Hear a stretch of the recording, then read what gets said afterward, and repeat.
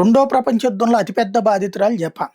America వేసినటువంటి బాంబులు ఏవైతే ఉన్నాయో అణుబాంబులు నాగసాకి, హిరోషిమా మీద దాడి. దాని తర్వాతన వాళ్ళ ఆలోచనలో భారీ మార్పొచ్చింది. ఎవ్వరితో గొడవలు పెట్టుకోరు. ఉద్రిక్తత సృష్టించుకోరు. కష్టపడతారు. రాత్రి పగలు కష్టపడతారు. వాళ్ళ యొక్క కష్టమే వాళ్ళని టెక్నికల్‌గా వాళ్ళకున్నటువంటి టాలెంట్‌తో వాళ్ళు అద్భుతమైనటువంటి స్థాయిలో ఎదుగుతున్నారు.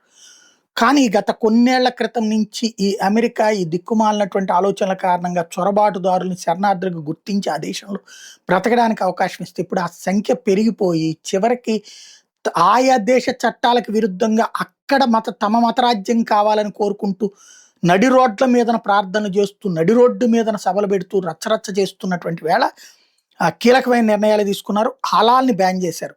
భారీ మసీదుల్ని బ్యాన్ చేశారు. అలాగే రోడ్ల మీదన ప్రేయర్లకి బ్యాన్ చేశారు. అలాగే ప్రేయర్లకి మైకుల్లో పిలుపుల్ని బ్యాన్ చేశారు. ఓవరాల్‌గా సిస్టమాటిక్ కాన్సెప్ట్ వైపుకి చట్టబద్ధంగా మీరు జపాన్‌కొచ్చి జపాన్ సంస్కృతి ప్రకారం బతకండి. మీ ధర్మాన్ని మీరు పాటించుకోండి. కానీ మా మీద రుద్దొద్దు అని తేల్చి చెప్తుంది జపాన్ ప్రభుత్వం.